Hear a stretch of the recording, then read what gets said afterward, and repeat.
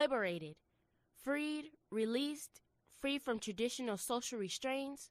Sisters, girls or women who share a common ancestry, allegiance, character, or purpose with another or others. Fellow Black women or girls.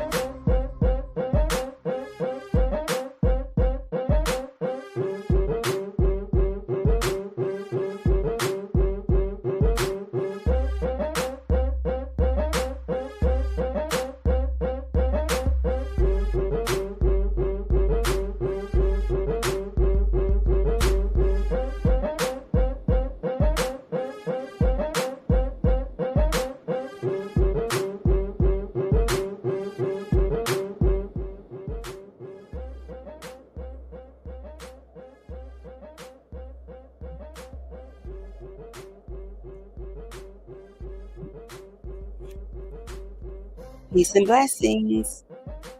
Sister Charlene Muhammad, in the name of Allah, the Beneficent, the Merciful, I bear witness that there is no God but Allah and that Muhammad is the servant and messenger. Assalamu alaikum. This is Liberated Sisters. Pause that. Today we have a beautiful show, a beautiful panel of sisters with us to talk about business, economics. Our special guest is Sister Sajdah Wendy Muhammad. She is a global thought leader, author of The Art and Science of Business, and founder of Sajdah House. Also with us today will be Sister Danielle X. She is the founder of Silent Crimes Network. That is something that is really of need. Both of them. We'll go deeper into why I said that about Sister Danielle, and it is related to our Final Call newspaper cover story this week dealing with Black and missing murdered women and girls. Our special guest co-host returns, Sister Attorney Pamela Muhammad, right out of Muhammad Mosque, number 45 in Houston. And so without further ado, let us bring in Sister Pamela, and we will get into the Justice Report, which will deal again right with that cover story. Sister Pamela, assalamu alaikum. Wa alaikum salam, Sister Charlene. Thank you so much for inviting me back to Liberated Sisters. It is so wonderful to see you. Such a blessing to be a part of this wonderful dialogue you have planned for today at the Liberated Sisters. So, once again, assalamu alaikum to you and to your listening audience.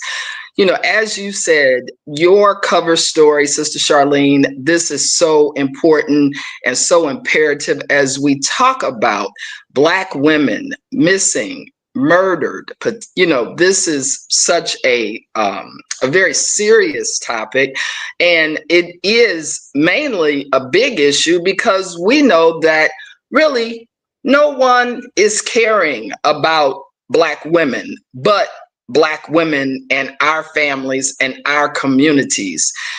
Bringing this issue to the forefront is so important because it helps us to look at what the Honorable Minister Louis Farrakhan talks to us about in making our own communities decent and safe places to live.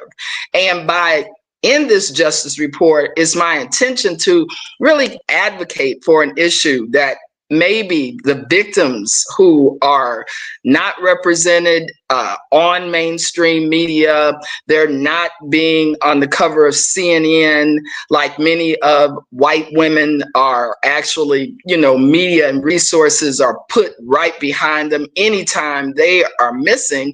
And as you discuss in this article, Black women, there's a disproportionate amount of Black women who are missing in this country, and the rates in comparison to our population are very disturbing, because I believe they talk about 30% of missing women are Black, and actually we're only 14% of the US population. So we're talking about 36%, according to your article, that are listed as Black.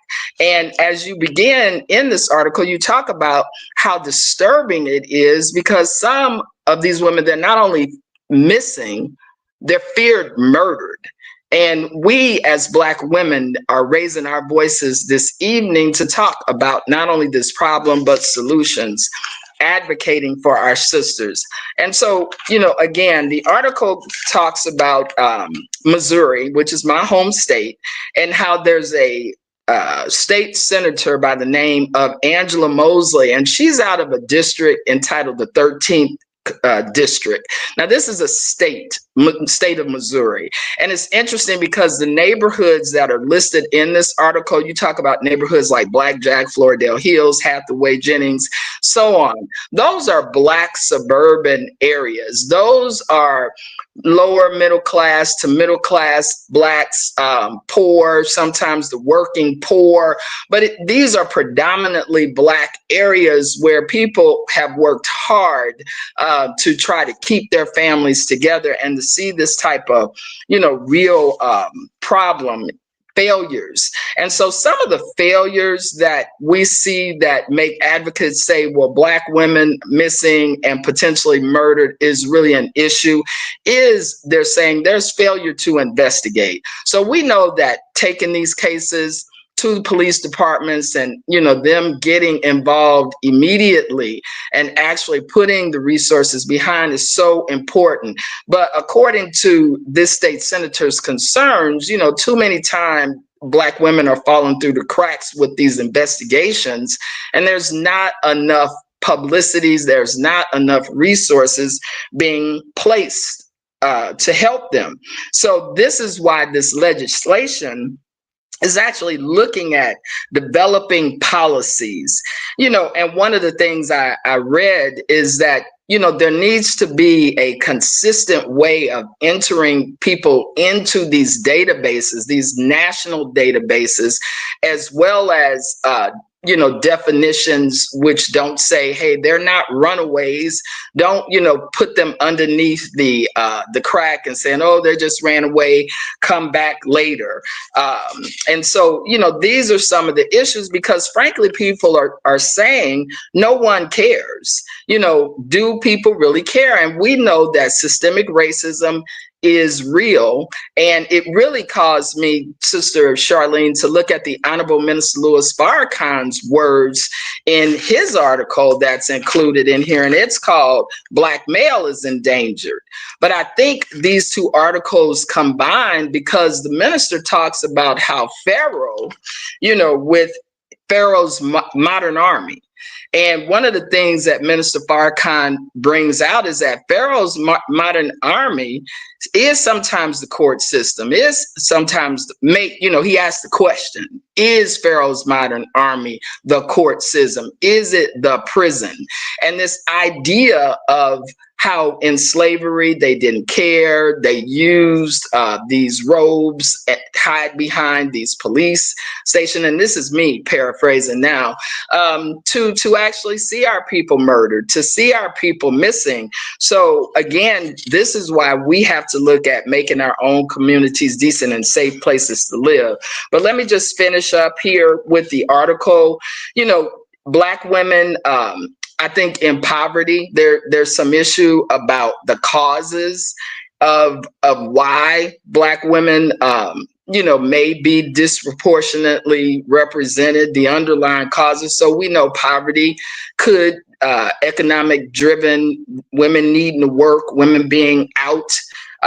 We also know that, again, the resources aren't applied to us, and it really goes with the fact of how, we see the reductions in potentially food stamps and TANF reductions, not actually providing people with what they need. So homelessness is also on the rise. And again, I looked at another article, and this was some research I did, and it shows how Missouri's removal of children from their homes, which we know foster care, there's a major connection between missing children and people in the foster care system.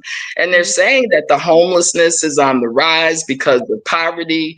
And so we do have some overlapping with these issues. So I just wanted to, to pretty much wrap it up. I think some of the use of technology and resources is something you mentioned, with the alert systems needing to be really tailored so Black women's issues, their missing status, is not swept up under the rug, like the Amber Alerts or the Ebony Alerts. And so again, this is something that us helping ourselves, by the promoting of flyers, not waiting for government controlled media to solve and work for us, because we know that they are biased oftentimes. So we see ourselves independently, promoting our cause and advocating. And so that's why I thought this was such a great article. And I know you have someone, the next Sister Danielle, I believe is her name, and you wanted to bring her on because I know she works in this area and she can share. And so I'll give you back the mic, Sister Charlene, and assalamu alaikum. Walaikum salam, and you stay right there if you will, and assalamu alaikum to you, Sister Danielle. Boy, aren't you all lovely? Let's get right to it. Sister Danielle X is proud founder of Silent Crimes Network, and she has been a long time advocate for those who are sex trafficked and abused. Sister Danielle, tell us more about yourself, and then what are your thoughts about just the plight of our Black and murdered missing and girls in terms of what Sister Attorney Pamela shared, and you all can take that away. Thank you. Yes, ma'am. Thank you again. Praise be to Allah. Thank you for this opportunity to be able to join some wonderful, strong women that are working in the cause of Allah. Dr. Pamela, Sister Pamela, excuse me, you spoke some statistics. I didn't even think about some of that information that you thought, that you broke down the numbers and what's happening in our communities. And it all goes together. It all meshes together. It's amazing. But Sister Danielle X here from Dallas, Muhammad Masaba 48. About me, I've been in the nation since 2000, registered. I'm in 2000. I worked heavily, of course, as a vanguard with honor and appreciation. In working in the nation, studying, researching, praying, I always felt there was something missing from me.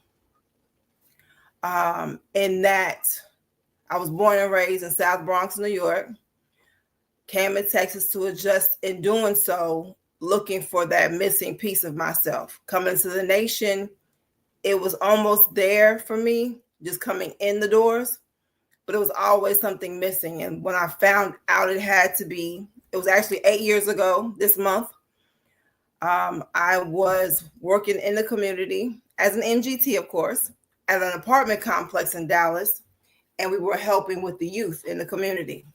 And in doing that, there was a young lady. She had to be about 8 or 9 at the time. Her name was, I let her name be A. Little girl A is her name. Little girl A was sharing with me that her and her mother were being trafficked, sold.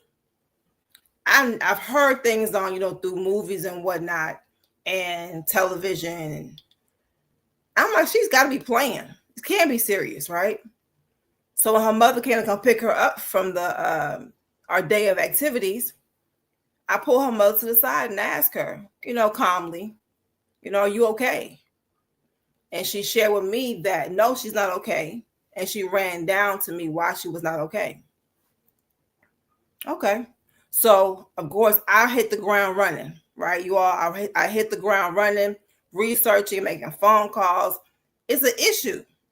And as I began to do the research, I'm finding out that Dallas is number 2 in the state of Texas for sex trafficking. Houston is number 1. So from that point, I figured out what Allah has put me here for. The loving and the care for the Black woman is definitely is embedded in my DNA. But how can I assist and make a difference? And I figured it out by creating a nonprofit group called Silent Crimes Network. Silent Crimes Network is crimes with a Z. Why I put a Z? The Z means we're asleep. Silent Crimes Network. The murders, the missing reports that don't come across our television. The Amber Alerts we never hear about. The girls we never hear their names being called, their mothers looking for them, their grandmother looking for them, their teachers looking for them. They have no idea where they are, but they're in our backyards, literally. There have been cases where girls have been kidnapped by a neighbor living literally across the alley in a home they know. Most cases are not always a stranger. It's someone that's your family member, uncle, cousin, sister. They know these individuals, and there's more involved in that. But once we call 911, Sister Pamela, and we tell my daughter, my cousin, my niece, my grandbaby's missing, they tell us, okay, well, give it time. She may have ran away. She may have been unhappy at home. Was there an argument that happened between you and your child? Is she upset about something that you don't know about? Well, you know what? Give it 24 hours, Miss Muhammad. Give it 24 hours and come back or call tomorrow and we'll get an investigator on it. Knowing you and I know 24 hours, I could be out the country in 24 hours, right? So in doing that, what does that look like? So our children are missing, our women are missing, but there's no call because we're labeled as runaways off the market. If they even come back to your case. So you're calling 911, you're looking for an investigator, you're asking for lawyers, you're getting help, but no one's able to assist. They don't want to help our children. I told Sister Charlene the other day that if we were able to get an Amber Alert notification for each Black woman or child missing, our phone would be going off nonstop. In Dallas alone, every 3 minutes, a child of our culture is snatched. Every 3 minutes in Dallas, a child is being snatched. So we can't become numb to or become comfortable in hearing a person saying it will take for your child to come up missing for you to want to be interested in what's happening. So we become numb. They ain't got nothing to do with me. I pray for your family. I don't know what to do, how to help you. We don't really get involved because it's not you directly, but it's affecting our communities more than we understand. So having our own Amber Alert is a wonderful thing, Sister, to be able to have those things in our own communities, to be able to establish our own network and not relying on someone else to do our job for us. So Silent Crimes definitely works with sex trafficking, domestic abuse, molestation cases, how to be able to heal past your trauma, facing what you have gone through, and helping women who are looking for their missing children. My phone rings all day long, Sister Pamela, with women who are concerned for their loved ones. And I have to be able to do all I can to assist them as much as I can, not always getting a resolution. Or you get one and that child has been killed, been found in the alley, been hung on a tree, been burned, literally burned to death. Those stories are never easy.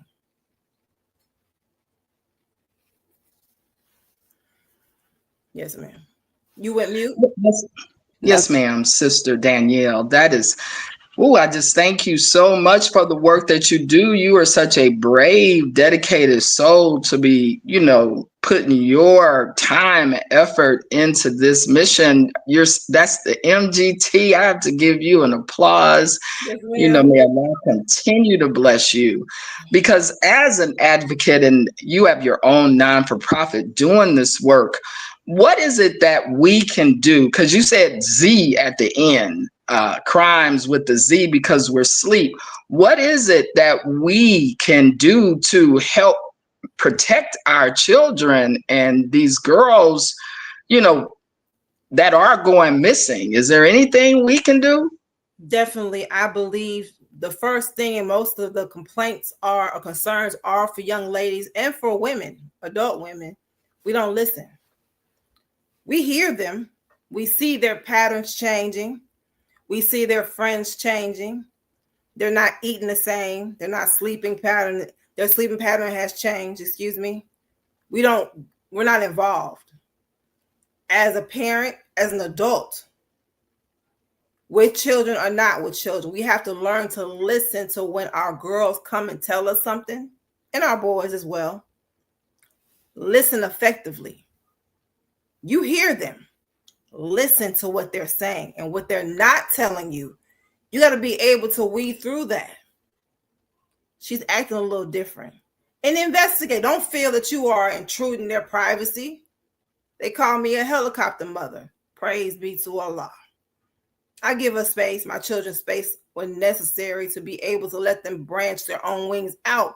But when it comes to security, as an MGT, so my thing is to definitely listen to your daughters, listen to your sons more effectively, not always to be able to respond to what they have to say. Listen, that'll help. Praise be to Allah. And that is such a good point, because let me ask you, so the next question I want to, that's similar, but these aren't oftentimes our children that are, coming up missing. Potentially all of our children are at risk, but we know sometimes this may not be my personal child. And I, as an attorney, hear so often, well, those parents, they responsible and they need to. How do you feel about that? Do you think us as a greater community of Black people, can we get involved, and do we need to look at these issues as that type? We need to be involved. Yes, ma'am. Like I said earlier, we have become numb. We become numb to nothing. And so us becoming numb, because it hasn't happened to you directly, but it has happened to you directly.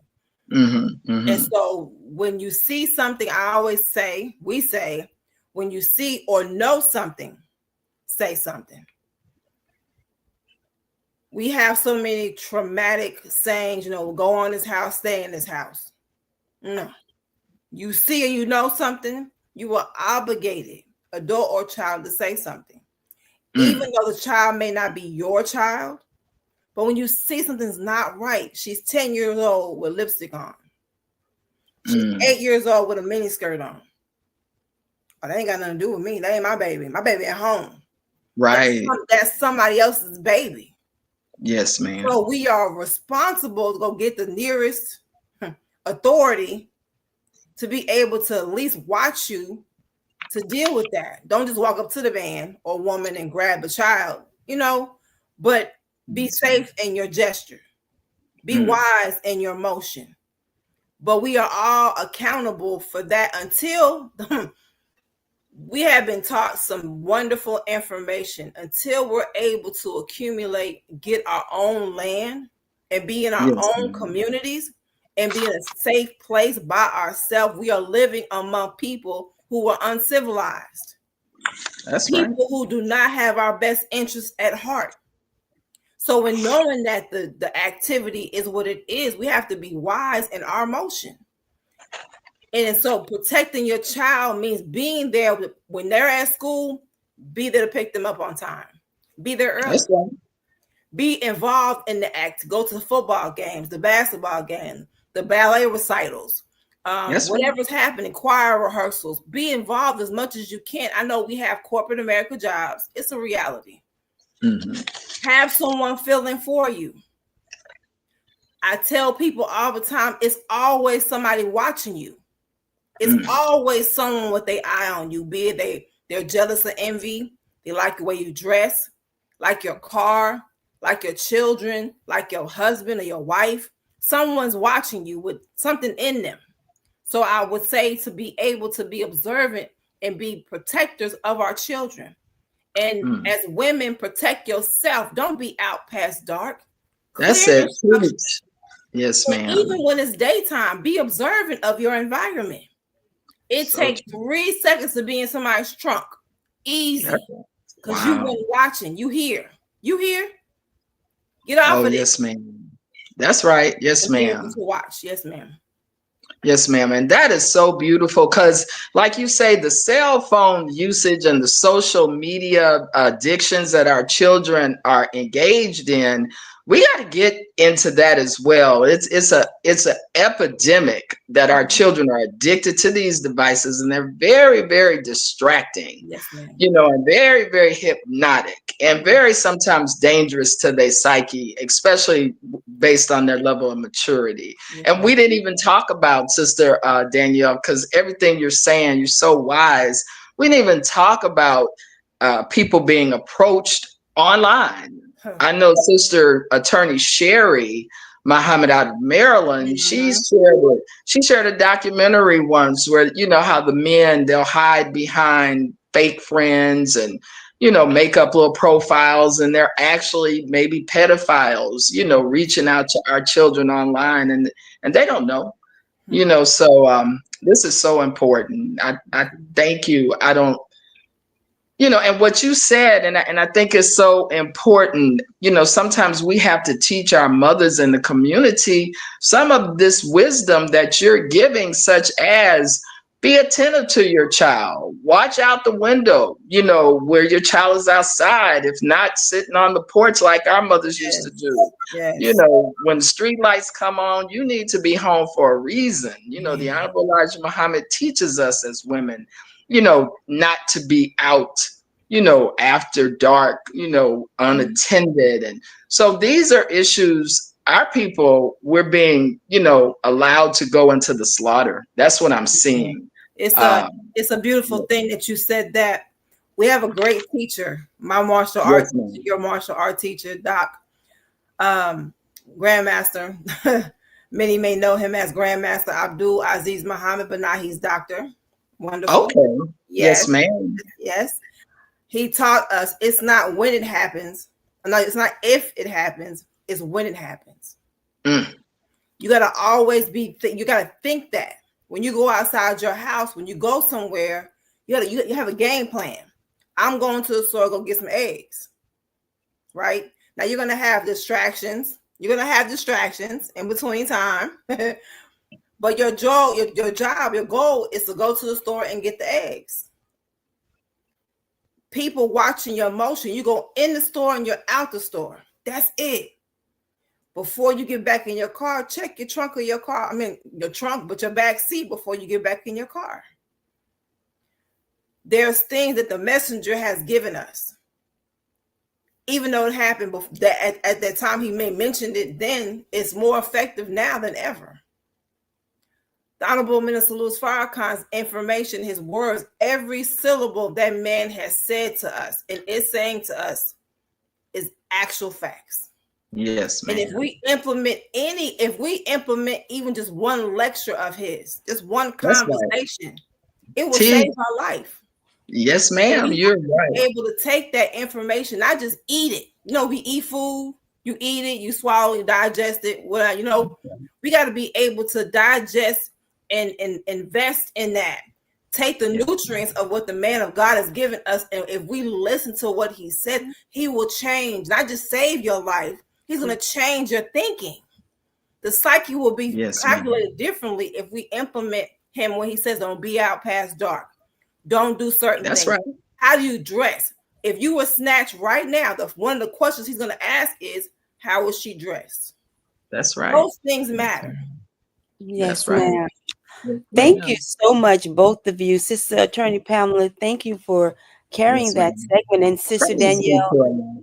we want to hear more from you. Liberated Sisters would be honored for you to join, I'll say the Liberated Sisters Network on the Closing the Gap Yes. broadcast network. We've talked about this for decades, but thank you. I feel your passion. We're going to make way now for Sister Sajdah, Wendy Muhammad. But Yes, ma'am. please continue to do what you do, and we lift you up in our prayers. Thank you. I just really appreciate you coming on tonight to share. You all, she was part of the voices that I interviewed for the article. I just had a lot, and what went. But thank Allah, we'll be coming back to you, God willing, on the show. Okay. Yes, ma'am. Absolutely. I didn't get to put your information any there. Let's give out your email or any way that you want people to contact you. Let's do the email. Absolutely. Yes, ma'am. Thank you. I love you, Sister Charlene. I love you so much. I love you too. Yes, ma'am. My email is silentcrimesnetwork@gmail.com. Simple. All one word. Silent, SILENT, crimes, CRIMEZ, network@gmail.com. You can contact me there. If you want us to come to your city and do a workshop, we're more than happy to come and be able to facilitate and be able to share information that will help us get better in our communities. Thank you all. Thank you. Thank you so much. And thank your family. Assalamu alaikum. Walaikum salam, you all. Sister, oh, we didn't hear you, but we saw you, Sister Pamela. um, Yes. yes, ma'am. So before we make way for our beautiful, oh, you all are killing it tonight, Sister Sajdah, I want to let's see, let's share this. And we have Mother Khadijah Farrakhan, Mother of the Faithful, the Nation of Islam, and she is the life companion of the Honorable Minister Louis Farrakhan, his wife.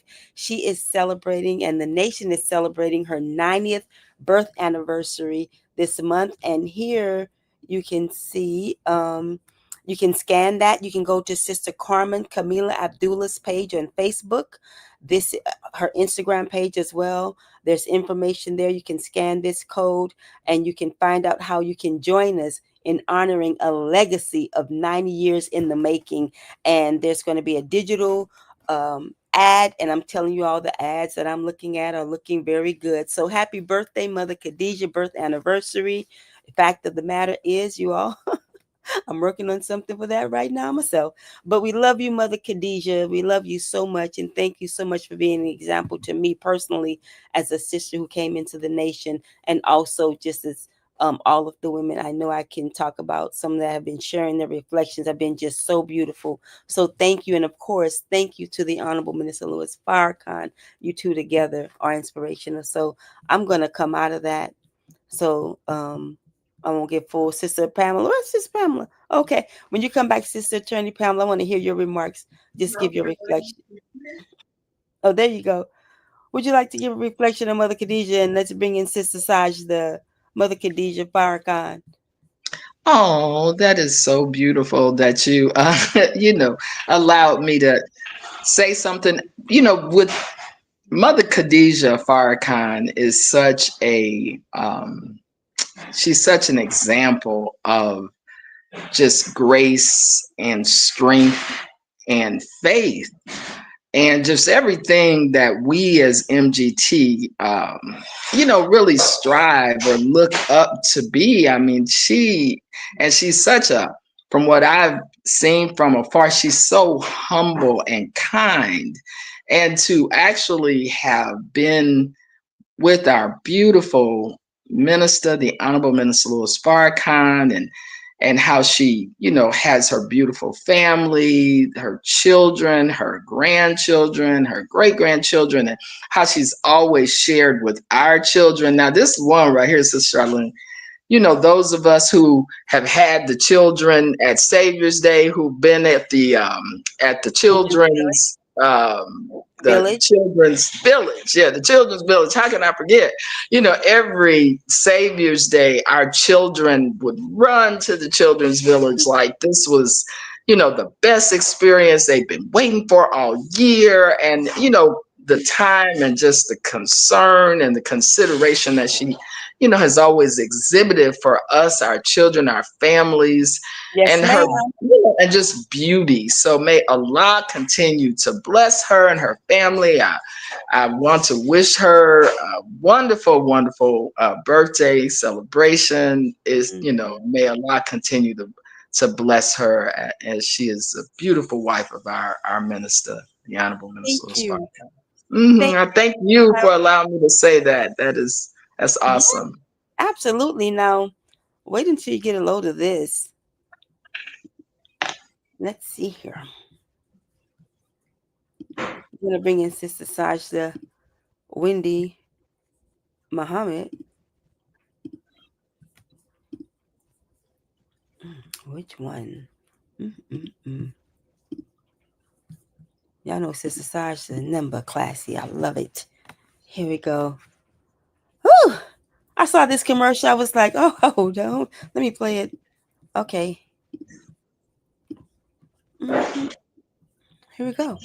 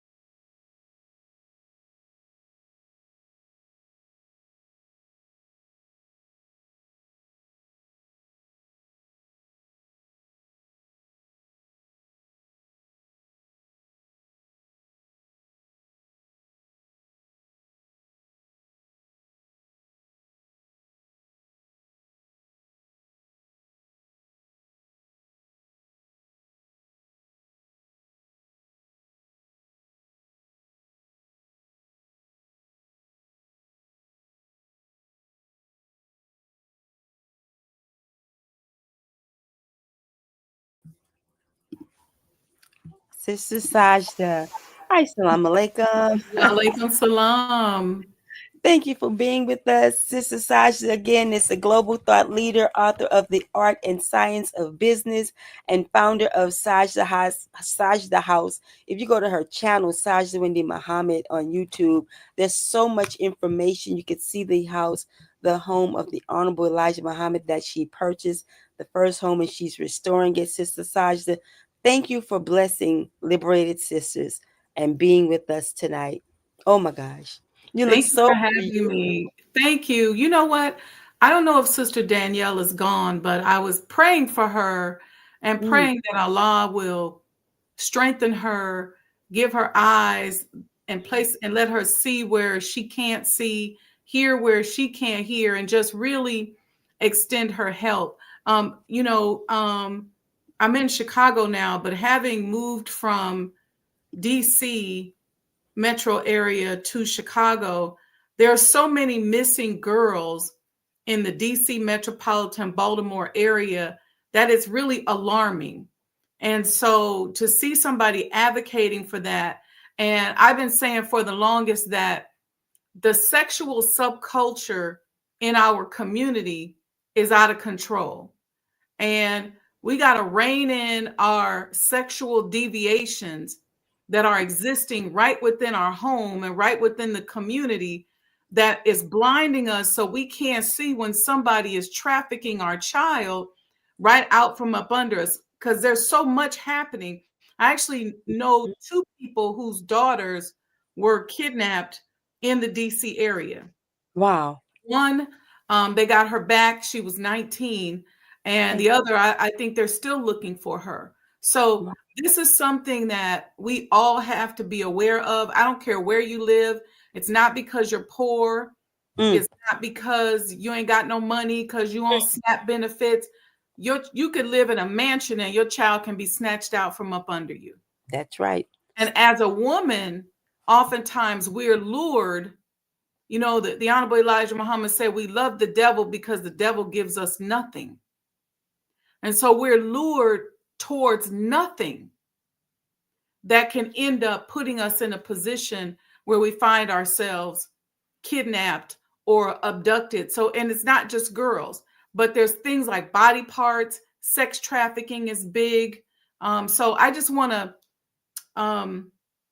I just became really full listening to her, because this is just a subject that I don't feel like we talk about enough in our community. And sisters like her with that kind of organization need more of our support and attention. Yes, ma'am. I agree. And thank you for saying that. I thought she was still here too. And I pray that she can hear it. And I'll make sure, God willing, she gets that, because you're right. You know, when I spoke to her for the article, I just was amazed. And I've spoken to her before, but just like she spoke about it, you know, you have to be a certain type of being to carry that, you know, to be able to handle that. One thing I wanted to say to your point is, you know, the culpability of the society itself, you know, like we're like such a commodity still. And as she was saying, people know. And here we go, Attorney Pamela, I got you. And see something, say something. But sometimes they're walked right on out. We talked about the slumber parties or the sleepovers. I spoke to an activist here in Los Angeles who talked about, you know, the children just walking up and down the street because allegedly of parents who don't want them.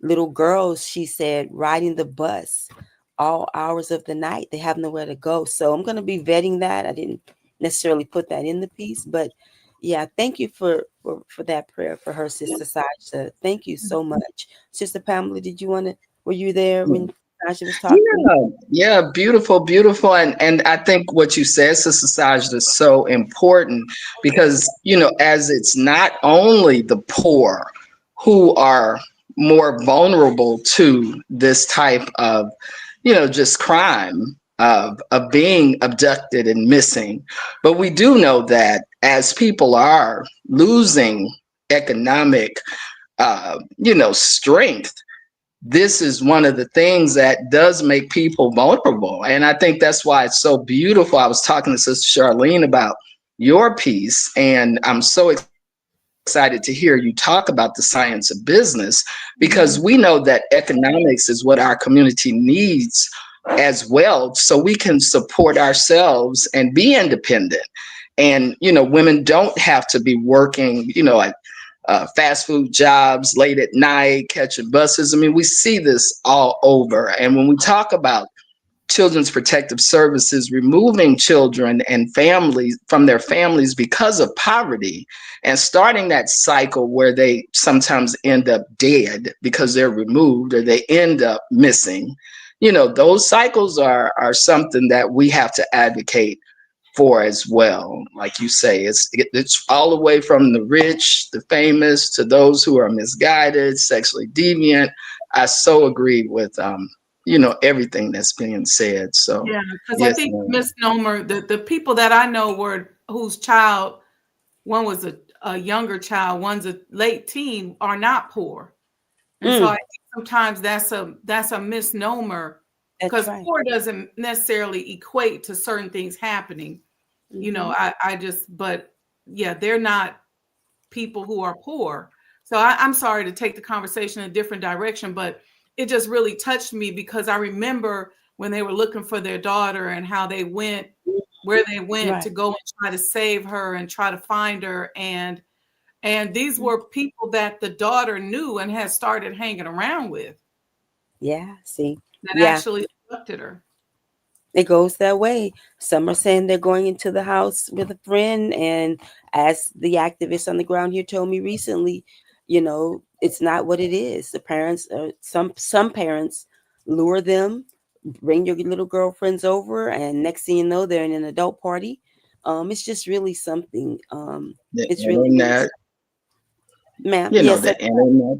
The that's internet is huge, and as we talk about entertainment industry promoting particular imagery, such as, the I just always remember when Cardi B and Meg Thee Stallion were in the big mansion, running around talking about, something, having a big party, and we know sometimes depicting our women in the media is sometimes something that, encourages our girls to act. So it's like when Trayvon Martin, was murdered because of the police brutality. I think we started to see how it's not just those who don't have parents, or it's not a certain particular group of our youth who are in peril. It's all of us.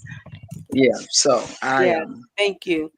Thank you. You're dealing with the mind of Yaqub, and so you can't fathom the depths and the areas in which that mind reaches, from the church, from the mosque, from the synagogue, Come to on. the stripper pole, to the music, to the internet.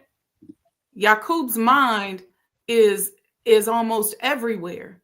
And so as we do this work and we begin to unravel his mind and help the Honorable Minister Louis Farrakhan to replace his mind with the mind of Master Fard Muhammad, it's everywhere. We can't make any kind of assumptions about anything, because I knew these people forever. And I remember seeing the little girl, she good straight A's and all of this stuff, but you just can't make any assumptions about it. That's right. And the things that you begin to see when you do this kind of work, even in business. And I see the amount of people that are extraordinarily influenced by money because they're chasing something and they don't have faith. See, when you got faith, you'll go to death's door knowing that Allah will save you.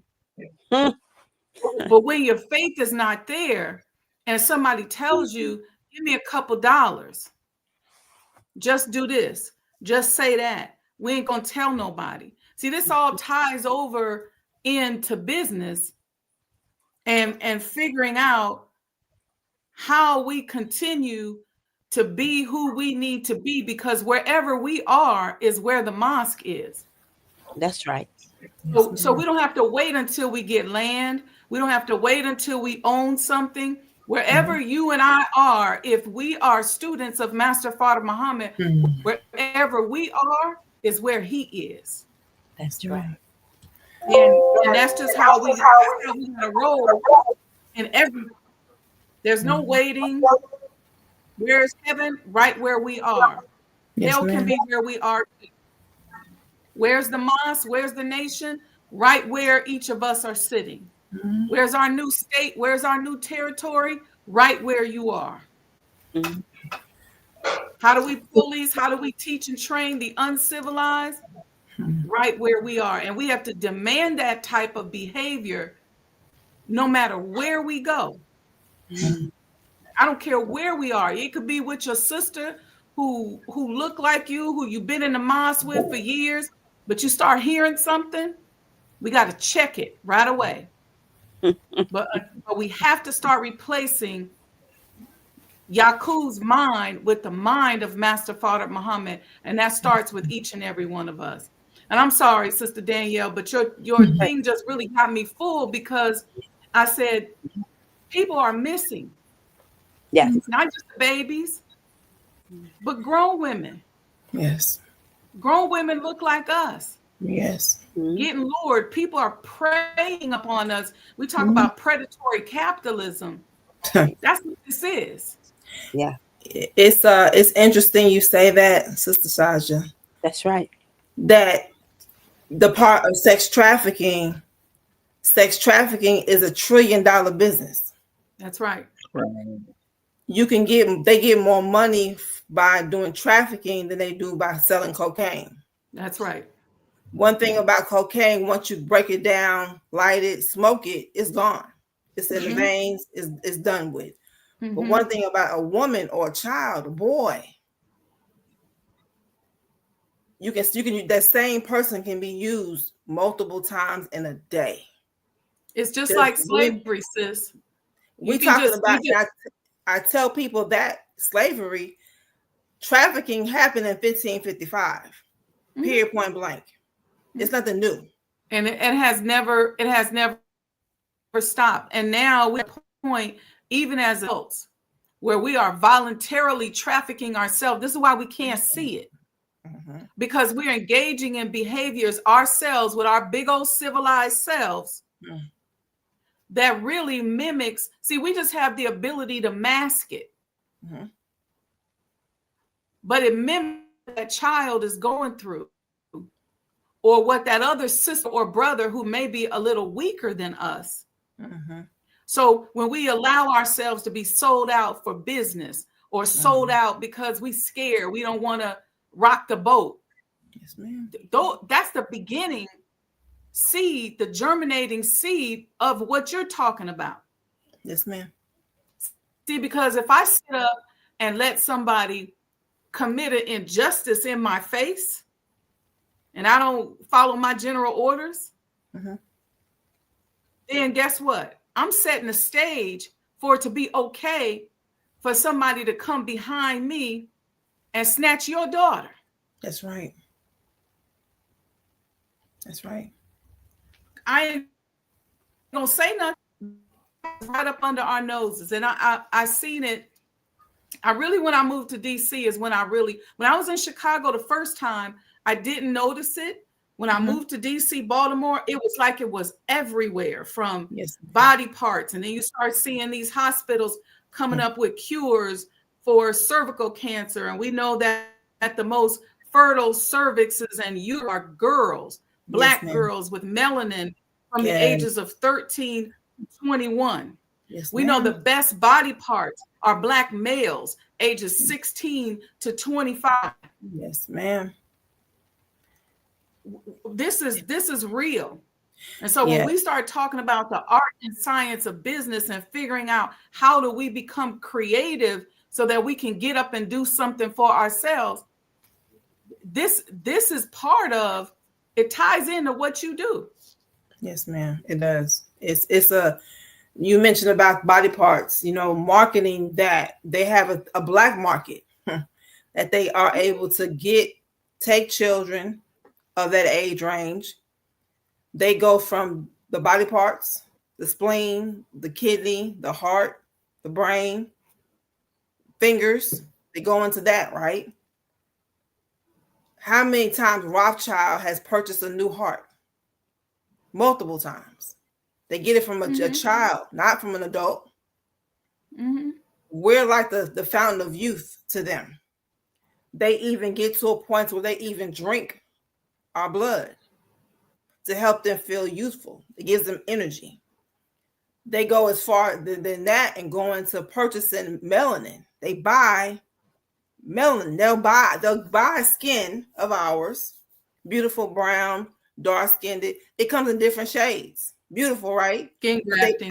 They purchase the skin and they extract the melanin from our skin. Business.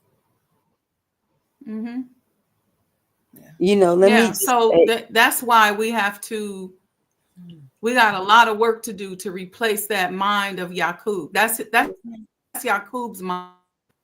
Yes, ma'am. Okay. And I think it's so interesting what you all are saying. This kind of stuff.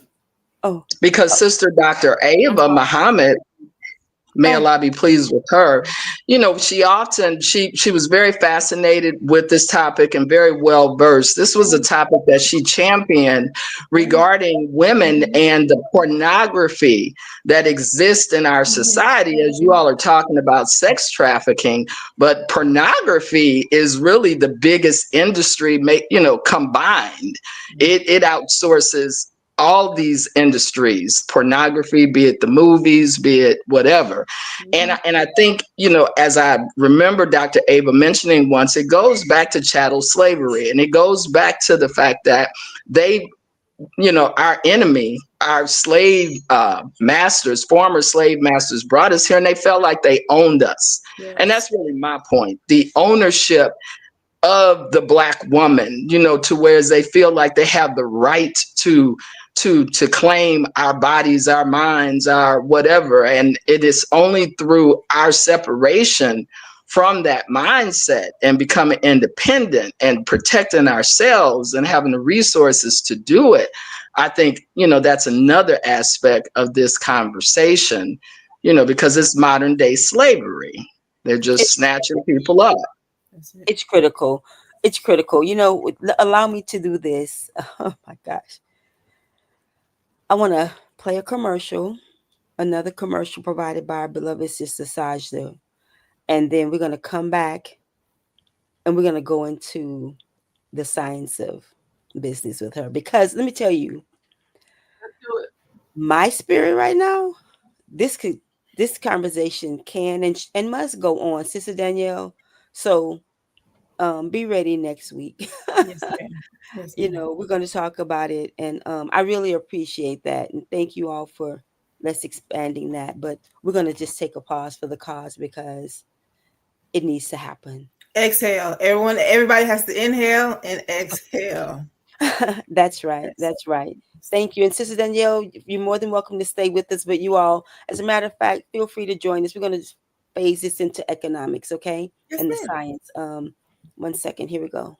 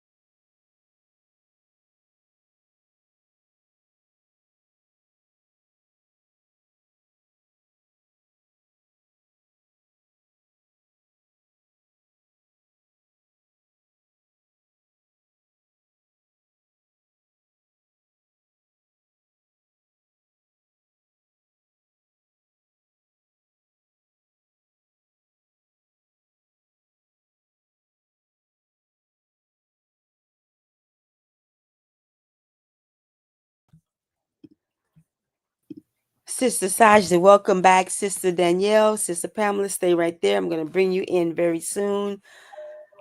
The Art and Science of Business, your latest, a collection, you all. This is a collection of thought-provoking essays. These are based upon her personal and professional business experiences. Sister Sajdah, so full right now. Talking about silent crimes, the final call cover story on Black and missing women and girls and others, this financial piece is so critical. But the way you present it, sister, such a spiritual warrior. It's an honor to know you. Yeah. I believe my first interaction with you really, I had been interviewing you for the Final Call newspaper, but it was actually through Sister Minister Dr. Ava Muhammad's podcast, Elevated Places. And so that changed, had a lot to do with changing the trajectory of my life. I am in awe of you. I thank Allah God for you. Sister Donna Muhammad was the one who called me about that. And I was like, no. She asked me, would you interview her? I was like, no. Because, but I'm glad I did. And I won't belabor that. I just wanted to give the viewing audience a little background about when I actually kind of got into your sphere. You know, sister, you are really fierce. I thank a lot for your team. I'm going to go and let you give us your intro remarks about why did you pen this book and what have you seen come of it from those that have been sharing their feedback with you. I asked that question first, Sister Sajdah, because just the image alone on the book, the cover, you know, well, let's not do that with my background, but just the image alone really gave me a lot of energy when I saw it. Those are my initial questions. Sister Pamela, you can come in and ask your initial question as well as Danielle after she answers this, and then we'll go into the Q&A. But Sister Sajda, this is your presentation. Take it away, okay? And we'll be engaging with you. Thank you for your patience. Well, thank you. Thank you for having me on. And I'm sorry to divert the question, the conversation in another direction. That just kind of came over me. Allah's God. So, you know, I've been very blessed in business with a lot of experiences and with, I guess you could say, an eye to be able to see things that I started to uncover over the years was unique and was different. I've been very blessed to be able to work closely and around at a very young age, the Honorable Minister Louis Farrakhan, and just watch how he moved in business and how he negotiated and the suggestions he would give us in terms of how to approach a subject matter. Watching him in the rebuilding and the way he just handled and balanced everything. And even, you know, even then now, more recently with renovating the home of the Honorable Elijah Muhammad, again, his powerful guidance, just the way the mind works. And because I had so many and have had so many amazing business experiences, I know that it was divine, Sister Charlene, because I've been in a lot of places and in a lot of situations that I could not have asked for or prayed for because I didn't know they existed. And so I knew that it was Allah's hand on my life. And I just don't believe that when we're blessed, that we should just keep it and put it back here on the trophy. And, you know, a prophecy for one is a prophecy for all, and a blessing should be shared. And I have a lot of experiences and I got receipts. And I just thought I would share because I believe that it's time for us to begin thinking about self-governance, separation, doing for self, but really not just talking about it, going beyond just saying, okay, I'm going to be a vendor somewhere, really digging in deeply and figuring out how do we establish economics for ourselves and for our people in a way that is sustainable. It's time. Thank you. I'm telling you, Sajdah, they're saying, someone's saying that I saw that. Thank you, Sister Lisa Art, that the sound and the commercials were not playing. So we'll play No, it those didn't again. play. But, okay, I apologize. It's just as loud and proud over here. Okay. The name is Yeah, I didn't hear it either, but I think I did see someone in the chat say that the sound wasn't there. Oh, it's critical to do that. I'm glad it rescued me from what I was about to share. Here, let's put this back. I made a move today after I saw your your presentation. Here we go. My apologies, you all. I get to hear it again anyway. Okay. So the sound is on here. Give me a thumbs up or what have you. Let's see. Oh, reverse.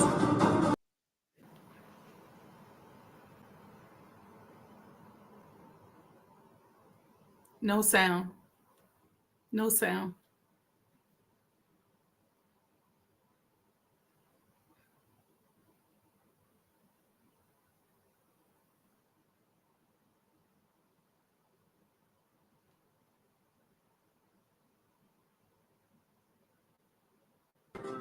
That's amazing. No sound still. I'm so sorry about that. It's all right. Yeah, it looks good. I can hear it. Oh no. Okay, so sorry y'all, no sound. I know, I apologize. Um Sister Sajdah, thank you for what you shared earlier. I wanted to start where you began talking about the discrimination. When I say where you began, meaning on your, is it the coffee talk was it the Saturday morning coffee It was the talk? coffee talk. Uh-huh. And I'll read what you, because you said you wanted to start there for a reason, and I will start there and you can expound on that. Oh, well, never mind about me. Never about me. You all, this is in her chapter called Discrimination Against Black Muslim Entrepreneurs. This is a historical and contemporary legislative briefing. Sister Sajdah starts out, since the departure of the Honorable Elijah Muhammad in 1975, Black Muslims in America have faced an exorbitant amount of economic discrimination, both individually and collectively. In America's business landscape, discrimination often wears many disguises. For Black Muslims, the challenge is not a single form of bias, but a layered, compounded experience, a collision of anti-Black racism and Islamophobia. This, quote, double invisibility, unquote, means that the economic and professional struggles of Black Muslims are often erased from both conversations on race, discussions on religious discrimination. Ain't that the truth? That's me, not her. They are not merely navigating a tilted playing field, they are contending with a marketplace designed to keep them on the margins. I just bear witness to that. Why did you decide to start your presentation with that? Because I think that it's what's holding us back. I think it's what's preventing us from moving forward from an economic standpoint. And I think it's time for us to start figuring out what is the antidote. We have to start speaking up. We have to start filing lawsuits against people. We have to stop spending money with people that don't support us. We have to start uniting and pooling our resources. But I put it, and there's a whole list of things that I talked about that are different ideas. I actually think we need to start having some think tanks. And no, we don't have $80 million Charlie Kirk money, but we can figure out how to start some think tanks so that we can strategically figure out what is the antidote. Because if you're discriminating against us, then you're discriminating against everybody else. Black people are not a monolith. We're not all the same. And the thing about us as Black Muslims, we're so used to suffering and not getting what we want that we don't say anything. But even our own people discriminate against us, where they want to do business with us in the dark. They want to look like us and act like us, but then don't want to do business with us. So it's not even just, it's an Islamophobia. It's a Black racism. It's a Black on Black crime. And I just think it's time for people to realize that we have a voice. We're going to start exercising the power that we get in the name of Allah. It's time. And so we need to start creating networks. So if somebody's being discriminated against, if it's by somebody that looks like you or somebody that don't look like you, speak up and say something, because we need to stop messing with those people if they're cutting us off from the activity of life itself. The Honorable Minister Louis Farrakhan teaches us that business is the activity of life itself. And if business is the activity of life itself, and you're cutting us off from our economic right, our economic sovereignty, then you're cutting us off from the activity of life itself. So we have to start speaking up. It can happen on a local level. We may need to start talking to politicians. I start asking politicians, what are you doing? What are you prepared to do to help us prevent the discrimination that we've been facing now for almost 100 years? And so we have, and I also say this, we are a very valuable aspect of not just Black culture, but American culture. See, when you bring us onto a job, onto a project, we conduct ourselves a certain way. I see Brother Charles Muhammad said they be scared to death to do business with us. They think they're going to lose their little houses, cottages, cars, and TVs. We have to start saying something. We have to start speaking up. That's I don't know where you went, Sister Charlene, but that's just what I'm here. That's important to me. It's time for us to start doing something about it. Just like people don't mess with the Asians, people don't mess with certain groups. They need to know, stop, don't mess with us. But what you also need to know is if you do business with us, you're more than likely going to make more money than what you've ever made following the false illusion that you're following. Worrying about white customers that you don't even have or you ain't going to never get. Going down a road of ratchetness that's not going to bring you any blessings. When you study history, Sister Charlene, and you study any empire that has been built, any culture that has been established, the people that have the divine favor are the people who conduct themselves in a certain kind of way. We've been taught the magic formula on how to conduct ourselves. So when you put us in any situation, you're going to access a market that you never had access to before. You're going to make more money and have more impact than you ever had before, just with a little bit of Islam taught to us by the Honorable Elijah Muhammad and the Honorable Minister Louis Farrakhan. Just a little bit. So we're the new frontier. I love the technology. Yeah, absolutely. Sister Sajdah, they're loving it. They're commenting. If only we could do business with our own, others support their own. Exactly. To the degree that we can do, rise up. I love when you said, can I say something about that? I want us to, you can come back on the screen so I don't feel like I'm talking to myself. Okay. I want us to demystify that and unravel that a little bit, Sister Charlene. If only we could do business with our own. Yeah, because we've made that a big God. Okay? See, unity don't have to mean uniformity, and everybody ain't gonna get on board. So the Honorable Elijah Muhammad in the message to the Black man says, I'm paraphrasing, 6 or 8 of us get together, pool our resources, and do business with ourselves. He didn't say 6 or 8 of us get with everybody. He didn't say get with the church. He didn't say get with the mosque. He didn't say get with your, he says 6 or 8 of you get together and pool your resources. So find your 6 or 8 people and start there. Follow the instruction. You see? We skipping over the instruction because we saying we waiting for they, them, what they gonna do. And that's not the instruction. That ain't none of your business. So if the Honorable Minister Louis Farrakhan is going to get us safely on his shoulders, we're going to ride on his shoulders safely to the other side, then get on the shoulders and follow the instructions. Don't get off and worry about what they doing, because that ain't none of our business. Our instruction was I'm just talking about in business, the 6 or 8 people. So let's not make gods out of things. Well, Black people ain't gonna never unite, and that ain't necessarily your responsibility. Just make sure you ain't hating on nobody. Just make sure you ain't blocking nobody from the activity of life. Just make sure you're not discriminating against nobody. Make sure you're looking for your 6 or 8 people. Make sure you buying Black and buy Black Muslim first. See, if we all mind our own business and stop taking on all these mixed instructions, then we'll be just fine.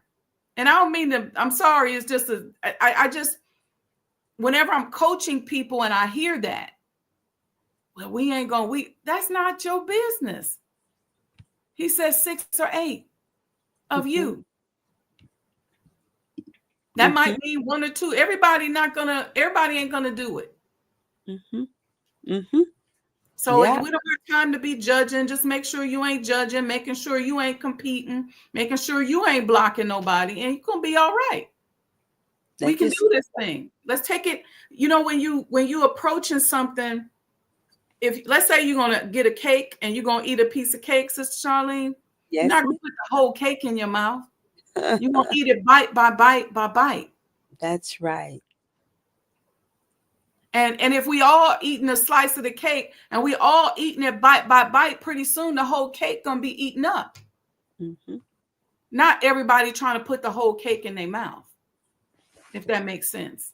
It does. And Sister Sajdah, I could understand you apologizing, but you know, the Spirit is on you, and we are here so that you can impart what you want to impart and receive what you want to receive. And thank you all for listening to Liberated Sisters. The website is there, sajdahhouse.com.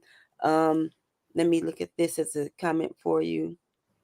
Let's see. I usually don't let people know I'm Muslim. I don't broadcast it or get in the middle of a field and say I'm Muslim, because you will actually push people away with that. I get a lot of pressure washing business and smoked me business from non-Muslims. But at any rate, Sister Sajdah, you spoke to some of that. I this issue of not presenting ourselves. And would you repeat that here? Because I love the part where you spoke about you say it. You go on and say it. Tapping into the Spirit. I just want to say to us that Islam works.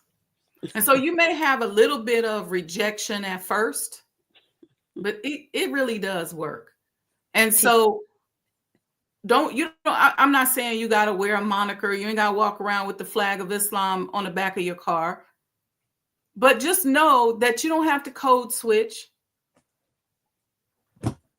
You don't have to pretend that you're not Muslim. See, being Muslim is in your conduct, how you handle things, how you properly handle people, your integrity when you move forward. They will know you're a Muslim by the way you act. You don't have to walk in and say, hey, by the way, I just want you to know I'm a follower. You don't got to do that. Flashing your ring. My point is that the traits that are inherent, that come from our instructions, the way we handle ourselves, the way we conduct ourselves, the way we move, our integrity, all the things that we do are lucrative and fertile and will make money for us without us even trying. See, Allah is going to bless you whether you say you're a Muslim or not. It's the actions that create the vibration that draws to you what it is that comes from Allah. How is Allah going to make himself known? Through those that follow the formula. Teach. Right? Yes, ma'am. Teach on that. You because you mentioned one thing that what you're saying that resonated. I was like, woo, when I passed by and I heard you say that, was that and I might not be saying it the way, but you'll pick it up. The energy that, or the force that gave us that idea or what have you, when we try to quote unquote code switch, we kind of disconnect from that. Yeah, you see what you're doing is you're compromising Master Fard Muhammad's mind with Yaqub's mind. And so you're pinching yourself off. That's it. From the Lord of the worlds. And nobody else got to know this is going on in your mind. You just got to know, let me move forward because I want to be a friend of Allah. I want to be one of his beloveds. And no matter what happens, he's going to be victorious. And if I'm representing him, then by de facto evidence, I'm going to be successful as well. So it's about us moving forward with that kind of boldness and confidence and a silent type of strength. Because everybody nowadays needs salvation. Everybody needs what we've been taught. Everybody needs it. There's not a problem out here that can't use the teachings given to us by our leaders and teachers to help as a balm, if you will. There's an illness. Everybody needs it. That's right. Everybody. So you can go to any environment. You can go into an environment full of white people and conduct yourself a certain way and be the money maker and the salvation and still maintain who you are. You can go into a group of Asian people. It don't matter the race. It don't matter where you are. That's right. It doesn't matter. We have to represent who we are. See, when we start code switching, that's when we mess up, because now we're pinching ourselves off from the divine flow that's been given to us when we accepted these teachings in the first place. And the pinching off is simple. A little lie here, a little jealousy here, a little hating over there, a little competitiveness over there. Wow. A little blocking of somebody over there. All of that's pinching us off. Wow. Wow. Wow. We have to get to the point, Sister Charlene, where we accept that everybody is on this road to submission. Everybody is doing what the best that they can do at this moment. And what we all got to do is be each other's encouragement. I'm not going to judge you, because I can't judge you, because I don't know where you are. I don't know what Allah is working on with you. All I can do is support you and it guide you if I can, and help love you into your piece or your slice of the hereafter. Me being a hypocrite police ain't gonna get you there. We talking about business. We in the resurrection business, right? I'm just saying.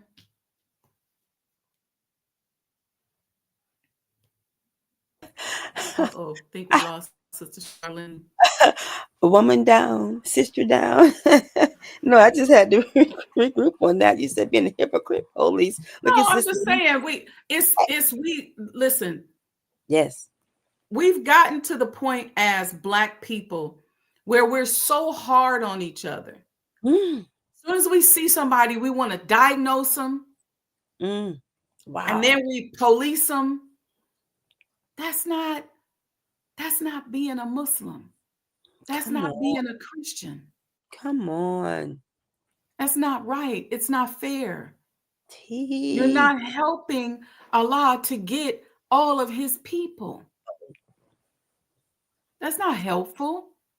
Now, sometimes people cut up so much, you got to put a ring of fire around yourself. I get that. But, and sometimes I understand, but going overboard and doing those things that are not helpful is really more harmful than it is going to help us with resurrecting. We are still in the resurrection business. That's right. That's right. Being resurrected ourselves. Sister Danielle, I'm going to pull you in case you have a question. Sister Sajdah. I'm sorry. I didn't know this was going to come out like this tonight. No, look, I thank Allah God, because, it's coming out how it's supposed to come out, I'm Danielle, you ready? I'm my bad. No, you're fine. Okay, you enjoying it, huh? This conversation. Yeah, it's she loaded me with so much data at one time. It's like a bunch of little microscopes flying around in the air, but no, she hit that. And I believe that a lot of times we don't support the idea out of fear, like you said, and lack of understanding, I would say. We have to open up our minds and not have this tunnel vision of what business is. when we say network, we're not limited to this, but when networking is so vast in that conversation. And I think when you said that about not cherry picking, I would say, I think about Master Father Muhammad and making the mother wheel. Everybody had a task, right? There was not a certain ethnicity, all Black, all Chinese, all this. It was a bunch of people that came together to make that common goal and that task complete. The right hand didn't know what the left hand was doing at times, but the thing was to be able to make it happen. And so with you sharing this information, it brings about so many, it's cracked atoms for me on how to even grow in my nonprofit and how to open up my mind. Don't just think about Black only. There's children missing in all walks of life. So yeah, you and I, as students of Master Father Muhammad, are ambassadors of truth. Okay. Yes, ma'am. And so the teachings are for Black people first, and then. Yes, ma'am. Right. So it's not that we're targeting, and I say this to people all the time. I do a lot of work with Black businesses, Black organizations, because that's my family, that's my heart. But I also get contracts from people from somewhere else. Yes, ma'am. And I have to make him known there as well. Yes, ma'am. So wherever I go, he goes. Yes, ma'am. Because I make him known wherever I am through my conduct, through the way I handle things, through the supreme manner in which I move, that makes them say, oh, wow, who are you and whose are you? Yes. See, how are they going to get to know Allah unless they know him through us? Yes, ma'am. Words don't teach. And I know that's hard to say, and that's me saying it, but words don't teach. Most of us sit up and we done heard I don't know how many lectures, and we ain't got no, some of us get better off of the word. But most of the time it's through us bumping our heads, and then we remember the word. Yes, ma'am.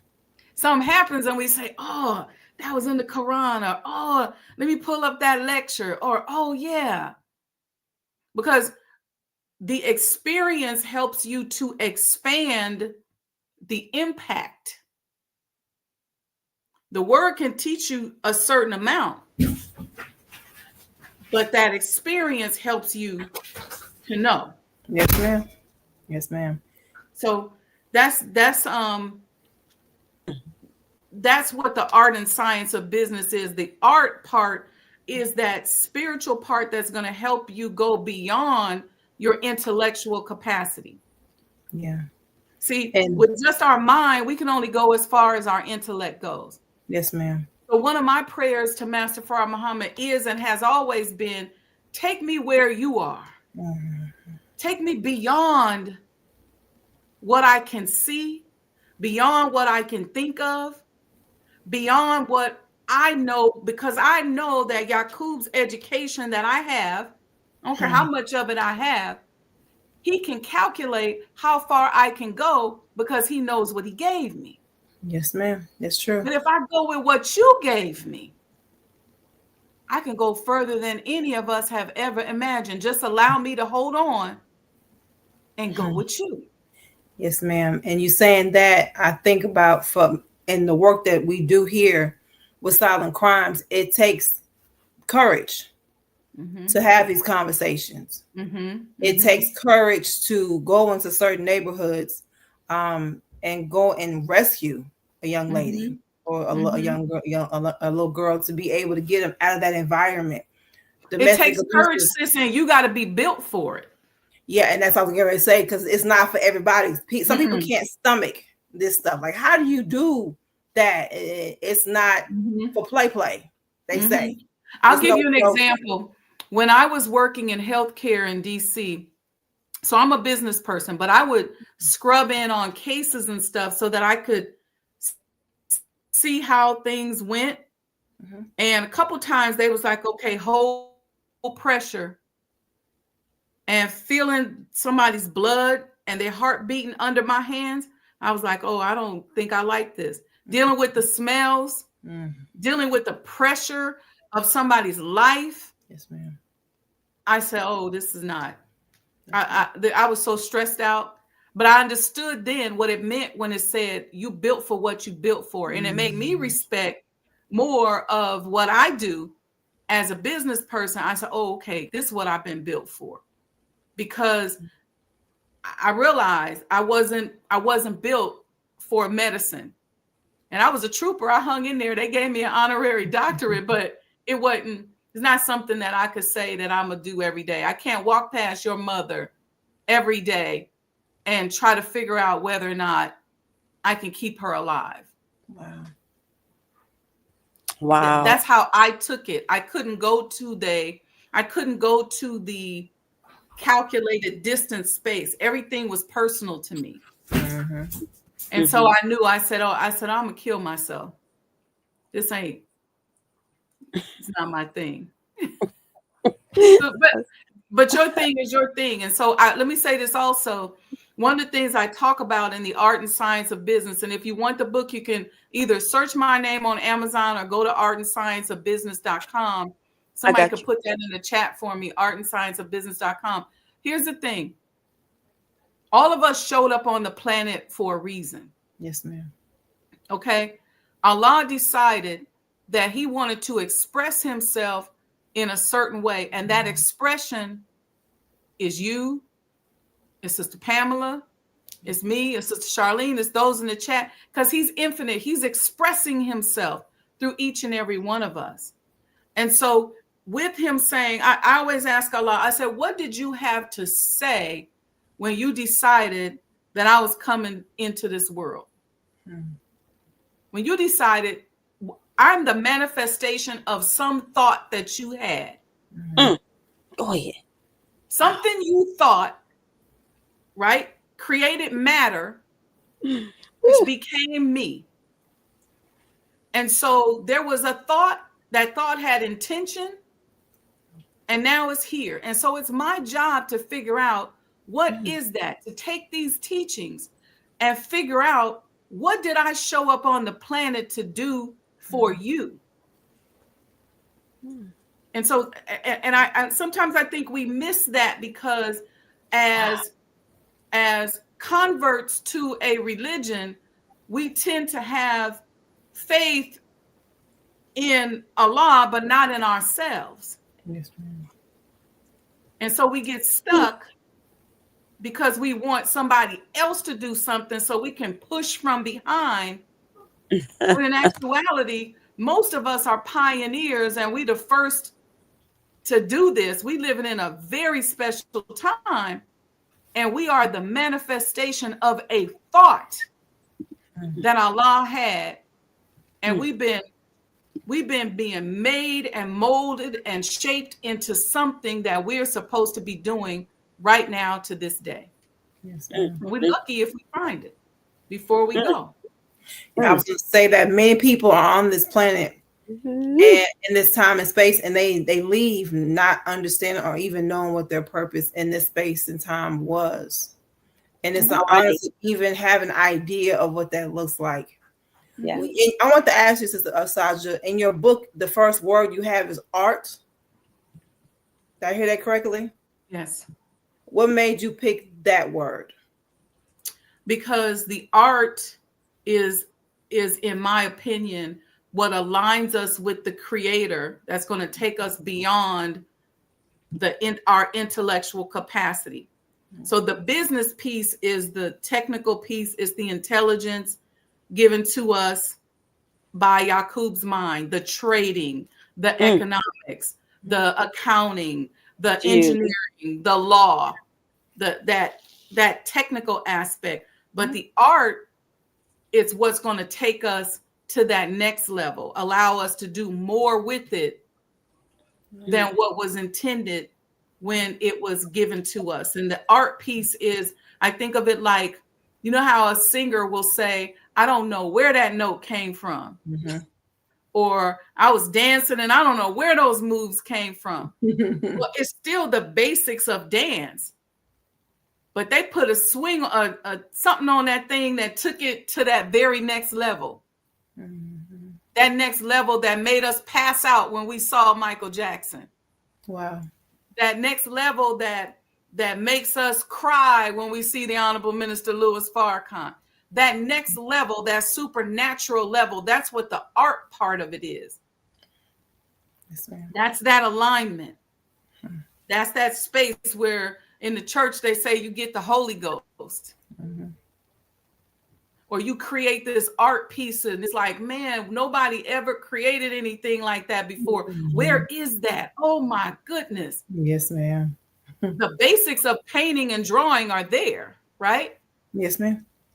But it's the true spirit that turned it into a masterpiece. Wow. Yes, ma'am. I'm glad I asked. And I believe it's that piece.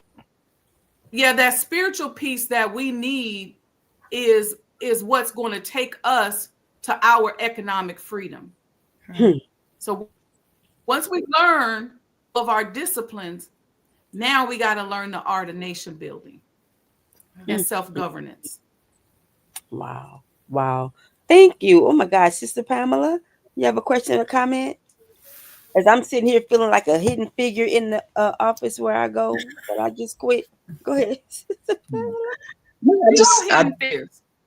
Everything is so beautiful. What Sister Wendy was saying, Sister Sajdah, and I really could feel what you meant when what you said with the art piece, because it's like when you see a masterful athlete or someone figure skating, some of our gymnasts, you do pick up that magical piece for them being at the height of their craft. And so I think that's a beautiful concept that you're introducing. Sister Sajdah, I would like to ask you about your coaching. How can people, like, what do you offer, and how can people take advantage or take an opportunity to reach out to you for that? Like your coaching sessions are. Go ahead. You got it. Yes. So there's coaching and advisory services. I sit on boards, teach courses, help people to build businesses. I'm blessed in that I can build a business pretty quickly and usually advise you on what's going wrong and what is the issue. I've been a part of organizational science and business pretty much my entire adult life. And so I coach and teach and train on that level. So you name it, just email me and I can let you know if I can't help to help you. And so if you want to do that, I can put my email address in the chat. It's just mindofanentrepreneurtoday@gmail.com. You can email me. Again, I hope you would get the book. Just go to artandscienceofbusiness.com, or she put the Amazon link in there. You can go to Amazon and search Wendy Muhammad. You can do that as well. We didn't get to talk about this, Sister Charlene, but I hope you all would join the mailing list for the Elijah Muhammad House. So there you just go to ElijahMuhammadHouse.com. We got some amazing stuff coming up. And that's a whole nother level of supernatural experiences. I literally got swarmed by redbirds today. So that's a whole nother thing, but I don't want to forget that. Thank you for, it's mindofanentrepreneur@gmail.com. That one doesn't have the today in it. mindofanentrepreneur@gmail.com. Or if that's too much, just go to artandscienceofbusiness.com and then there's a place to send me an email or comment. Let's talk about the Thank word. you, sis. Oh, you're welcome. I got you. You talked about the supernatural. You're right. Listen, the day I met God, I was like, when is going to do another one? you said it was intimate, but it was, I forgot what you said. It was intimate, but the quality. I'm at a loss for words because the way I felt when I experienced it. One of the things you shared, Sister Sajdah, you said that our beloved sister, oh God, what's our beloved sister's name? Makdi, Sister Margaret, Margaret, may have had a certain kind of Margaret. yeah. It was so real. It was so real. Yeah. I felt like I was in that time, you know. Um, Mhm. everyone, Yeah, not here's the thing, Sister Charlene. One of the things that, mm, and I pray over this house all the time, especially before we have events, that it can be a source of healing for people who come there. And I think you had that experience when you came. yes. We had a Black opera in white where we I chose did. songs that all represented the Messiah. Mm, And so the energy of representing the Messiah in the operatic tones in his living room was transformative. And so the same approach we took with the play that Sister Margaret created yeah. um, had some of the same effect on people, where people start to feel like, oh, I feel different, I feel changed, I feel the presence of a true and living God. I feel like I feel the humanization of the Honorable Elijah Muhammad. Yes. Right? I feel him. He lives as a human. I feel that. Mhm. And so people felt that. And so my goal is to bring that to the presence. If you come to the house, you can say, okay, where is he? Yeah. And I Yeah. have workers and everybody that say, wait, where's the old man? You know, they'll ask me stuff like that. But then I know I'm doing my job, because my job is to find a way to bring him to as many people as possible, Mm, to help the Honorable Minister Louis Farrakhan to mm. get all his people. That's it. Ma'am, that's it right there. Thank you for what you said, Sister Sasha, because one of the things that I experienced, I wanted to be there in, physically and couldn't be, but when you had the replay, I said, what a gift. Everyone, everybody, even it was just so much. The things that really struck me heavily is when Brother Tarek just stood Tariq. there. Tariq, it was just a lot. I really felt it when I don't know I remember our brother's name who played and people played multiple roles, you all, but he played a slave master. He Oh, came Brother with Carl. a hat. I said, see, I wanted to, now I can't even look at him the same way anymore. Tell Brother Carl, I'm upset with him for life. This is how much they were in those characters. It was so divine. It was So reaching me. this is an example of what you all asked me. This is Mm, why Islam works. The Honorable Minister Louis Farrakhan told us to use art. mm-hmm. So we're using art. We're following his instructions and using art. And so when you follow his instruction using the art, now we are transforming minds, hearts, changing people, winning people over, Mm, because we're using the art in a very responsible mm, manner. mm, mm. Thank you for that, Sister Sasha. You key right into hiding, or like you said, many are pushing from behind, might be pulling in the front, but trying to be that invisible figure. Could you speak to how does one jump out of that? Because it takes time, or you just go, rah, you're out, and you on faith, right? But can you talk about how that happens? Because it's not overnight. It can be overnight. Sometimes a trauma will make it be overnight. Get your feelings hurt. You can It can happen that way. I'm talking about real life stuff. It can Real. happen. Yeah. Where you got a choice. Either I'm going to step up and be a Muslim or I'm not.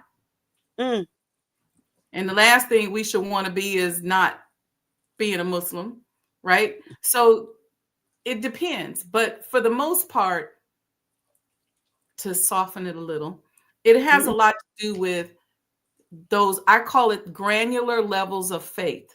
We talk about the mustard seed. Mm-hmm. It's at that level. Mm-hmm. When do you stand up? When do you not? When are you yourself? When are you not? So it's just step by step. Right. Because what happens is, Sister Charlene, if we get scared, then what happens? We start blaming. I don't know why they don't do this. Or I'm just going, why don't you do this? And we pushing. We don't want to be seen. Mm-hmm. So it's the fear. Yes, ma'am. We let go of the fear and say, you know what, it might just be me that has to do the heavy lifting on this. Yeah. It might Because just be me. And I might have to be embarrassed. I might fall down. I might get hurt. I might got to be out in front of people, and might not have my hair together. I ain't got my weight together. I done broke out in the face, but I got to go forward because it's not about me. Pushing through all of that kind of stuff. Insecurities. Yes, ma'am. I'm a little tall. I'm a little fat. I'm a little old. I'm a little young. I'm a little dark. I did this in the past. Back in the day, I da-da-da. Going past all of that. Yeah. It's the faith. That blind faith. And a lot of times we don't realize that when we are so afraid that we're not doing anything, then we become stagnant. That's right. Then what happens when you become stagnant? Now you're jealous of other people who ain't stagnant. You're envious of somebody doing something that you were supposed to be doing, but if you would just really stop being so scared and get up and do something for yourself, because that's right. So now the stagnation cause envy and jealousy. It's just a snowball effect. Yeah. So we have to stop and just nip it all in the bud. If you catch yourself having a feeling, a little envy, a little jealousy, a little competitiveness, you kind of tripping, just ask yourself, where is this coming from? Right. What am I supposed to be doing that I'm really mad at myself? Because I'm pinching my own self off from the mind of God. What is it that I could be doing? And so we have to ask ourselves those questions. It ain't rocket science. No. What could you be doing? What could you be doing differently? What are you doing that's maybe other than yourself? And I mean, we all have to do it. Let me fix this. Now, Allah, I'm sorry. He's so merciful and so graceful, and Allah, I'm so sorry. I've been messing up. I apologize to Allah all the time. You know what? I didn't realize. I didn't thank you for this. I didn't, I should be doing that. Wow. Just little things. That little relationship with Allah. Let me get myself together. How am I representing myself? How am I presenting myself? What situation am I in? And am I only in that situation because I'm afraid? What could I do better? It's always just posing questions. Yeah. That's how I see you're going to crawl out of it. You'll never get it done. We're never going to be there. It's never going to be perfect. But we can start making strides, and we can start crawling up out of the hole by asking those little questions. Yeah. Wow. Thank you. I'll tell you, I remember, if I may share, I hope it's okay, when you spoke with me about something and I was at a broadcast location.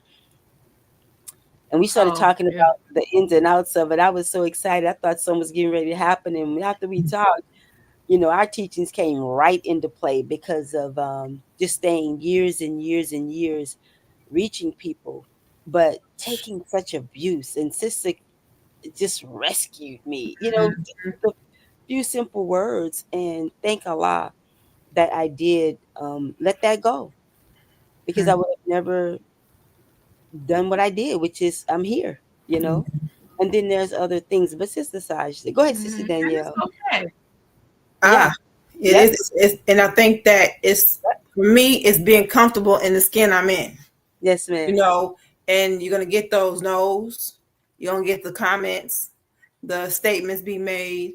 But I just think about the frequency. Keep my frequency clear with Allah. I hear like a radio station.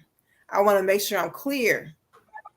This is not worrying about that, because my path has already been written down for me by Him. Now He's going to guide me through the process. Doing these things, it's bigger than what we see. We know we're changing lives. Talking about economics, budgeting, finances, foundational things that have to be done in order to be able to build a nation. We can't skip gradient. You can't just jump from here to there and think that you're going to have a successful movement with this space in between. The fillers have to be put in, and by her teaching these things helps me to understand, for us to understand, it's a step process. Yeah. I always say, as big as an elephant is, it takes one bite at a time. And then each bite matters. Thoughts, our prayers, our understandings, our conversations, our friendships, and all walks of life. But when she mentioned about fear, if we all leaned on fear, how far can we be? Every person has a skill and ability. If we are all able to clear our frequency with the Creator and be able to lean on that more than focusing on what's going on around us or what you think that He's giving you direct data.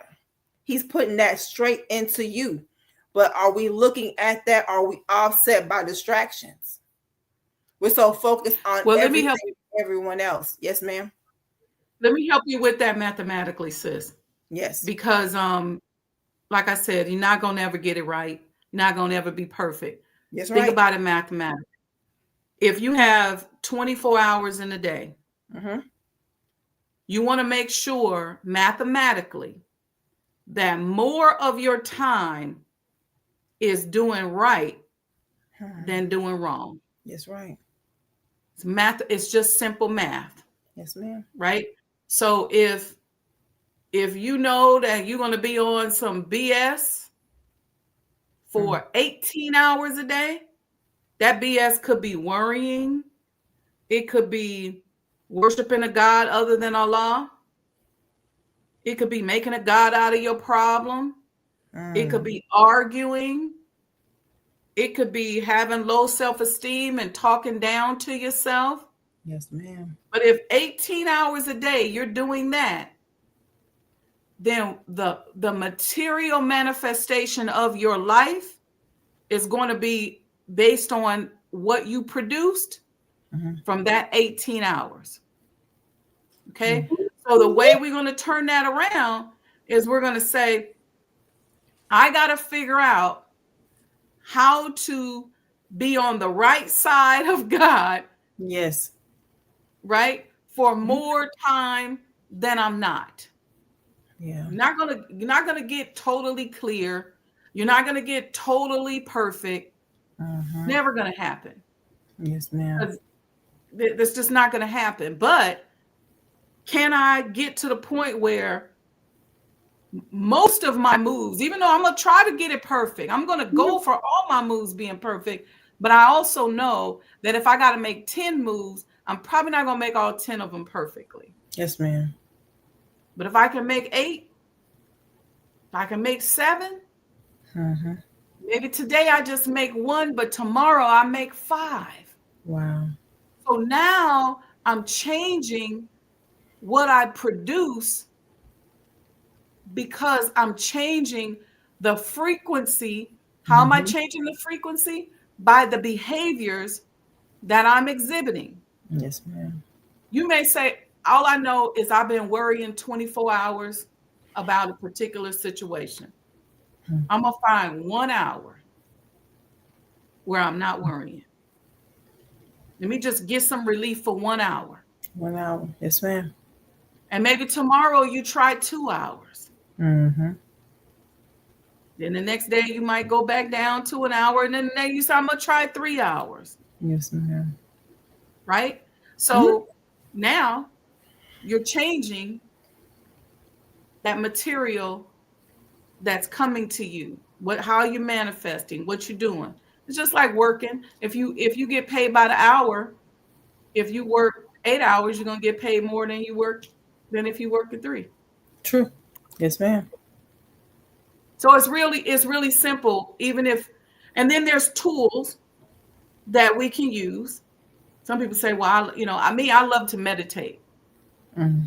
So I meditate, calibrate my mind, and then I pray. Mm-hmm. I love to sit there and meditate. I've been meditating since college.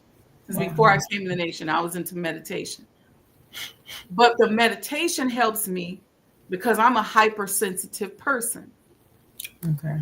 So it prevents me from reacting to everything that's going on around me. Because when I do that, now I got all this chaos going on, and whatever I'm focused on, I'm not really able to get there because I got all this other stuff that's happening. Mm-hmm. So the meditation helps me to get more time off of the BS, the chaos, Mm-hmm. if that makes sense. It does. I'm glad you said that. So those that are watching this, you touch that because many of people don't move out because of fear and that self-doubt, beating themselves up. So I'm glad you pointed that out to those who are listening and watching. We all do it. We all do. We definitely all do it. We all beat ourselves up. All of us don't feel like we're cute enough or handsome enough or tall enough or thin enough or smart enough, or there's always not enough. It's the world we live in. Yes, ma'am. Right? We're chasing nothing. Wow. We love the devil because he gives us nothing. So we're chasing nothing. And in chasing nothing, we're producing something. Yeah. But it just may not be what we want. Yes, ma'am. Right? So we just figure out little pieces of the day, whether it's when you wake up in the morning, what do you do? Every time you see the color purple, do you call on Allah? I started saying, Allah, please allow every breath I take to be a prayer of gratitude. When I breathe in, I want you to know I love you. Wow. Mm-hmm. So that gives me all these little touch points throughout the day. Right? Because I may go somewhere and somebody may make me want to curse them out. Yes, ma'am. But then I come back to my breath and go, okay, Allah. So that's the balance. That scale has to be heavier on one end than on the other. Yes, ma'am. Then you'll start seeing momentum. You'll start to see your business grow. You'll start to see your life change. But it's not enough to say, I love Allah, I'm all in love with Allah, but then I'm tripping all day long.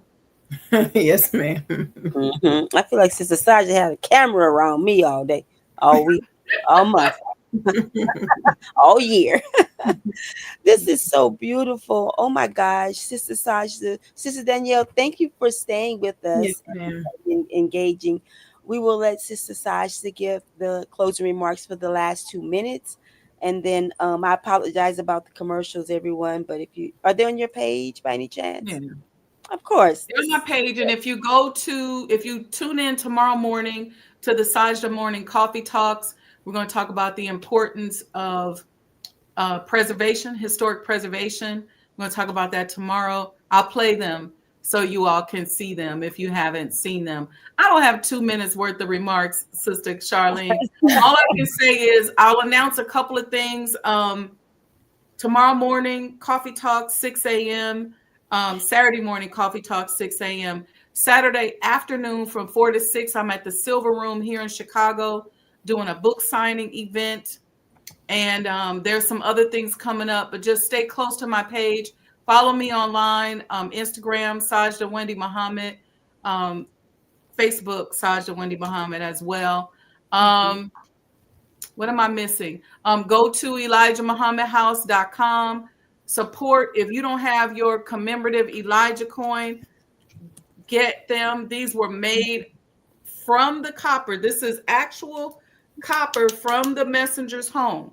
Wow. It's a collectible. Imagine if you had one of these from Master Farad Muhammad and what it would be worth. And so, get your coins. There's other ways that you can go out there and support, not only just with the coins, but we've got, other things. You can also just make a donation. If you go to the page, there's ways in which you can do that. Cash App, Zelle, credit card. We make it real easy for you. But ElijahMuhammadHouse.com. Thank you, Sister Charlene, for putting that in the chat. Can you put that on the screen, sis? Yes, I can. I put the caps in there, but it might not necessarily be out that out. It's okay. It helps people to remember, right? And right. and you could go out there and see some of the work that we're doing. Again, the idea is to uplift the Honorable Elijah Muhammad, enshrine his star student there in the house with him. Yes. And to find creative and artistic ways to express our love for the Honorable Elijah Muhammad. He has given us an entire world to work out in. Yes, so we gotta just work out and do it. And I will say this last thing. I said I didn't have 2 minutes worth of remarks, but I didn't tell the truth. I'm sorry, Allah. Where you are today, you have no idea where Allah is taking you. Nobody could have told me at 21, 22 years old, run around trying to figure out how I was going to get my new Vanguard uniform, that I'd be here today. Yes, ma'am. Vanguard. Nobody would have told me that. Wow. Nobody would have said it. And as a nation, I want to say this too, be patient with your nation. We are a growing nation. We're a young nation. That's right. Back in the day when we used to hold posts, there was no relief. No, ma'am. Now I hear the sister tell me I'm complaining because I've been on posts all day. How about being on posts all day and all night? And you gotta do check posts over here, then you get off check posts. Then I worked in the National Secretary's office, got to go run back there, got to do this and that. What about just not getting no sleep? Say that. These are the sacrifices that we make for our budding nation. So you don't know where Allah is taking you. Be patient with your nation and make sure that when you are complaining, I hear this all, they don't do this, and why don't they, and they. What are you doing? Yes, ma'am. And are you following instructions? What we say, he said, 6 or 8 of you pool your resources, go into business together. Yes, ma'am. Yeah. So let's just be patient. Yeah. And when we see something, say something. See, if we follow our instructions, follow our general orders, report all slackness, weakness, and wrongdoing, do what we're supposed to do, be loving, want for our brothers and sisters what we want for ourselves. Let's love each other into this new space and time. That's right. Yes, ma'am. Because it's here. We're here. This is it. Thank you for that, Sister Sajdah. We asked, who is they? Who's they? Who's they? Thank you so much. Thank you for gracing Liberated Sisters. We're going to go on out, and everything is there for Sister Sajdah. You all subscribe to her YouTube channel. Yes. Sister Sajdah, I used to be up there, and I'm getting free again. And I will come back. Sister Danielle, thank you. Sister Attorney Pamela had to take leave, but thank you Yes. all for being here, and Absolutely. thank you all Thank for you. viewing. Happy Savior's Day. And Happy Happy Savior's Savior's Day. Assalamu alaikum. Bless Alaikum the man. salam. I want to show y'all Sister Sajdah. Look at Sister Sajdah. Look at Sister Sajdah. Okay. That is our show for today. I really appreciate you all tuning in. And we were spiritually fed. We really were. I would like to go out in honor of what Sister Sajdah shared. I don't know, can you all hear? Let us unite.